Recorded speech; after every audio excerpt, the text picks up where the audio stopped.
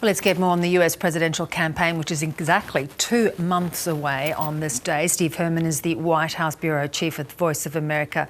He joins us out of Alexandria, Virginia. Steve, 2 months out, an election unlike, I'm sure, any other that you have covered. The polling still suggests Biden is ahead, but do you have any sense who has the upper hand at this point? Well, the overall polls show Biden nationally with a comfortable lead, although tightening to some degree.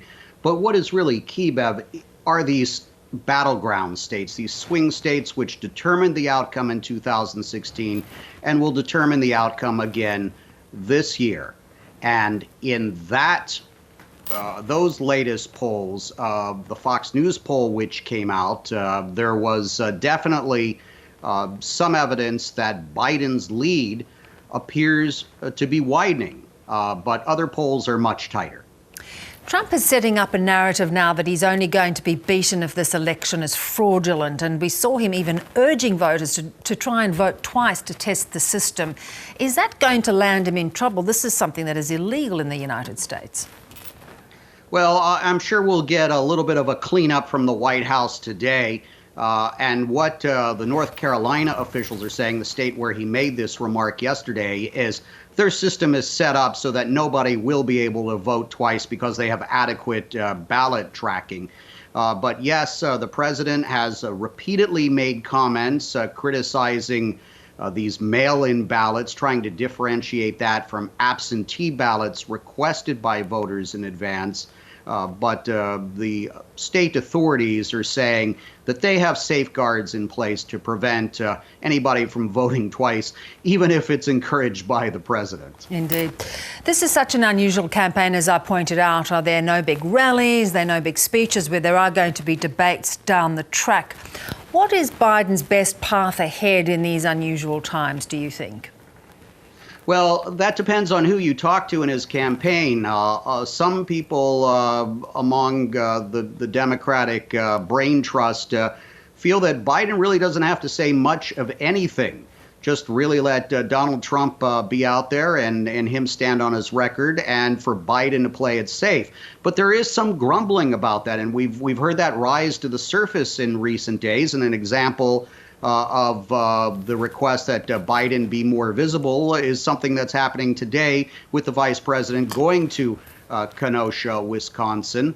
And you also not only need to get people out who just don't like Donald Trump, you need to motivate them to get out, if you're among the Democrats, to get people to vote for something rather than just sitting at home on Election Day.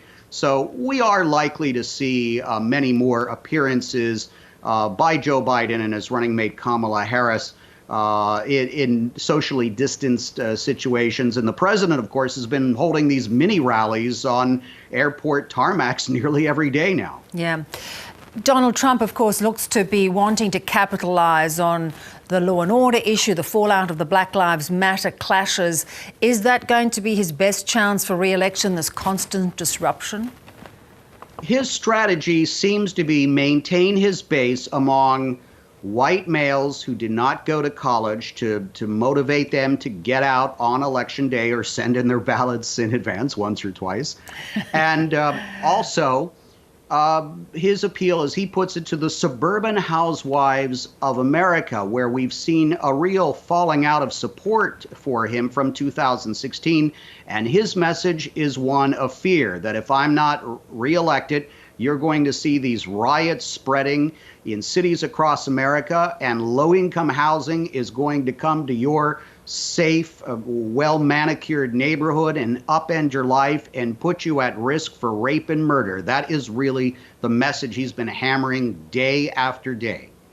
COVID-19, the chaos of the administration's response, is that going to play a big part in this election? I mean, Donald Trump barely mentions it on a daily basis. Well, certainly among the Democrats, this is something that Biden and Harris are mentioning every single time that they speak to voters, whether it's by these live streamed events or video cam events or whatever, saying that this is a failure. These deaths are on the head of the president of the United States, and that president is Donald Trump.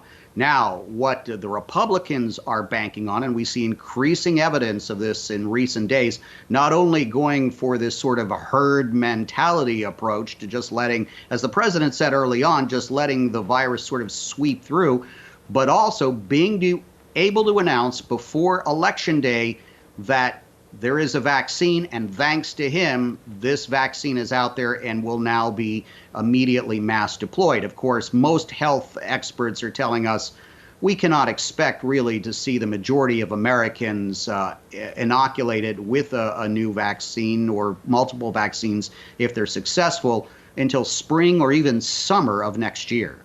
Has there been much fallout to the tell-all book about Melania Trump by a former close friend, Stephanie Winston Wolkoff? It was interesting to note that the two of them had been corresponding through private emails. Sure. This has been on the front pages of newspapers. There have been some segments in television newscasts devoted to it. But I think overall it's sort of been lost in the deluge of all the other news going on. What's going to be most significant of what's mentioned in that book, apparently, is the inaugural funds, where the author of that book was sort of the scapegoat for improprieties and perhaps some money being skimmed off.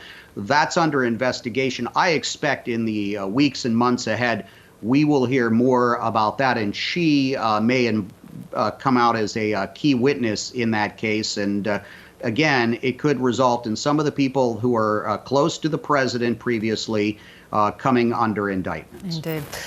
Fascinating time. 2 weeks to go. We'll talk no doubt before then. Thanks, Steve. My pleasure.